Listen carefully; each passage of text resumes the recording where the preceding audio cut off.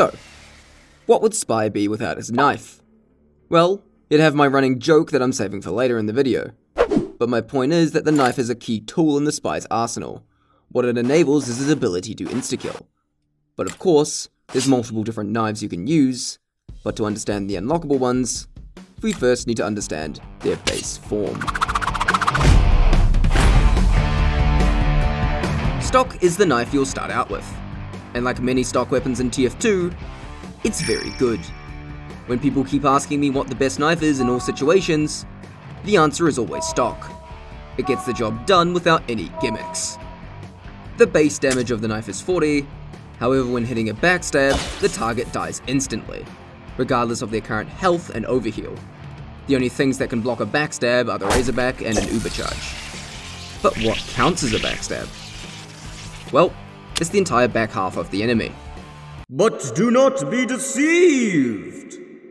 The back half is based off the view of the player, not their model, as some animations will slant the back in certain ways that can be confusing.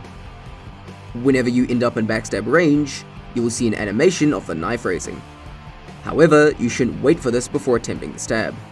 As you get more experienced with Spy, you'll get a better feeling of when you can land a stab. You should develop this muscle memory as soon as possible, and only use the animation to show you when you missed a stab opportunity. Of course, occasionally the hit detection can be a bit funny and not grant you backstabs which should have landed. What? This is the reality of playing Spy.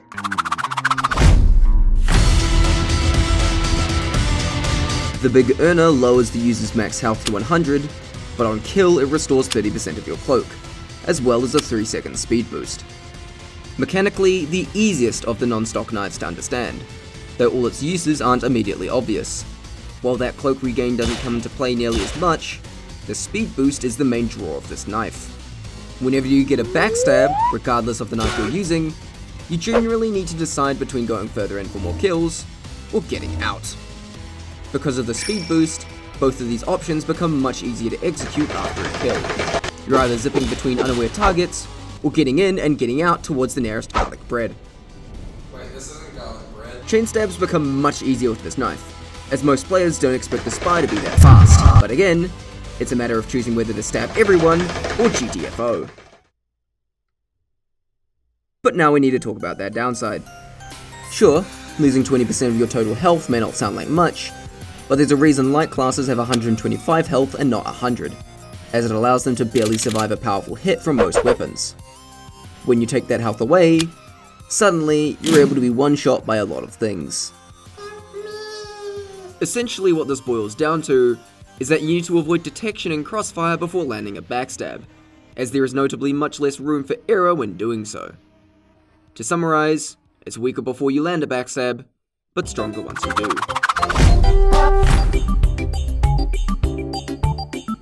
This knife is for if you're dying to pyros too much.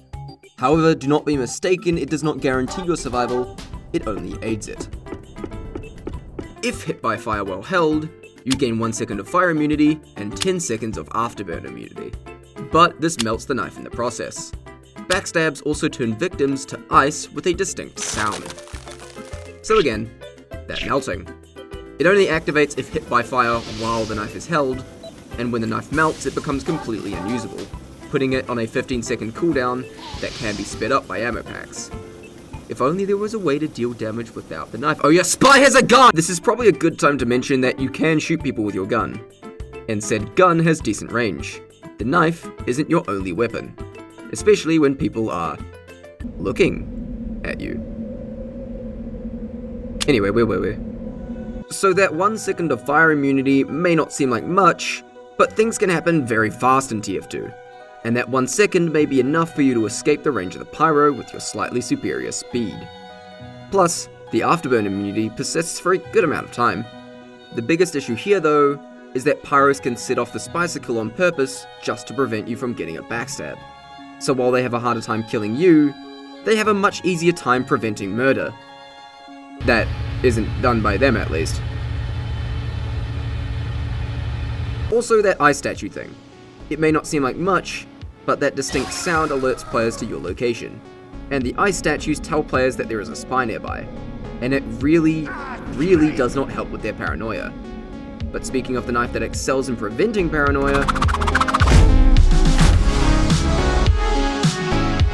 the ultimate stealth knife, but also the complex one. Upon landing a backstab, you instantly disguise as your victim, as well as the kill being completely silent, at the cost of plus 33% cloak drain rate, and the disguise kit needing and consuming a full cloak meter on use. The basic rundown of this knife is that it highly rewards more careful spy players, as if used right, this knife can hide the fact that you're even present from non-victims, while your actual victims will become paranoid out of their minds. Let's break down the on-kill effects. 1. You will instantly take the disguise of your victim with none of the particle effects. 2.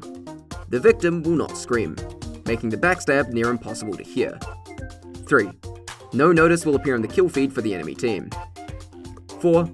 The corpse will very quickly disappear. And 5. If a medic is healing your victim, the beam will instantly transfer to you. This entire process is so fast that you retain your cover in between backstabs, to the point even sentry guns will fail to detect a backstab with this knife, making it safe to backstab an engineer that isn't next to a sentry. However, the other powerful trait of the instant disguise is that once you get a kill, you'll most often be in a realistic position for that class to be in. People also don't expect players that they just cleared to suddenly get replaced by a spy. In this clip, I stabbed a sniper this demo cleared, so he thinks I'm a normal sniper, and then this scout appears in front of me. We can assume the scout double jumped before entering our view, and that the demo saw it, so he knows that the scout cannot be a spy. However, since the scout is also fooled, I get a backstab on him. I round this corner back into the demo's view, but now I'm disguised as scout. The disguise infamously known for being the easiest to detect due to the incorrect speed.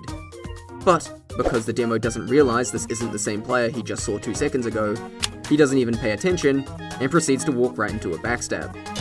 Hey, identity theft is not a joke! I'll make it into one! There's so many weird psychological effects that this knife has. Like when someone calls out a spy after a backstab, people don't expect to see a disguised spy. And because people are so used to hearing backstabs, they just don't turn around after a backstab like they normally do. They often won't even know you exist unless they're dying to you. Basically, this is an overcomplicated way of me telling you that this knife excels in maintaining your cover. But we've barely touched on the downsides. The increased cloak drain requires more effective cloak management on your part, meaning this knife isn't super beginner friendly. However, this downside can be negated by equipping the L'Étranger. The disguise kit also requires and consumes an entire cloak meter upon use, meaning if you disguise manually, you'll need to pick carefully, as you can't change that decision right away. However, this also has a workaround, as doing this while standing in spawn won't consume the cloak meter. This by no means nullifies it, but saves time if you know.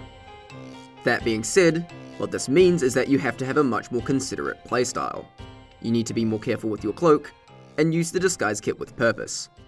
But, if you are careful, it will keep you hidden. This knife essentially amplifies the traits of the big earner.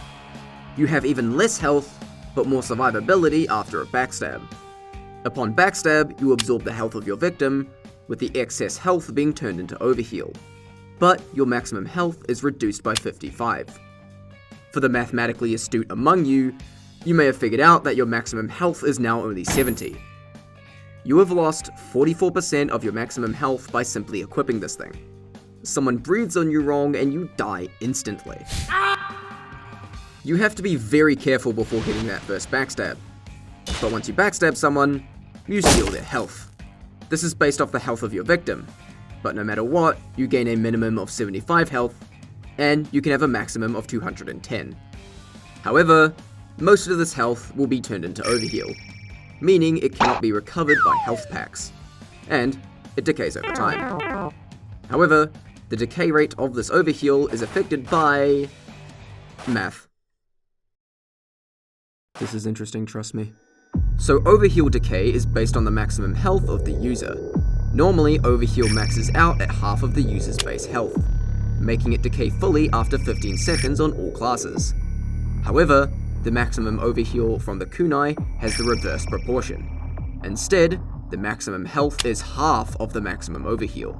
The result is that the overheal takes 4 times as long to decay, equal to approximately 2.33 health a second. Considering 10 seconds of afterburn immunity is a long time, that's pretty good. However, this assumes you aren't taking damage, which can very quickly eat through this health. However, there is one thing that can very quickly deal with this problem. Another backstab. The health gain is instant and clears all debuffs like bleeds and afterburn, so being able to backstab becomes your lifeline.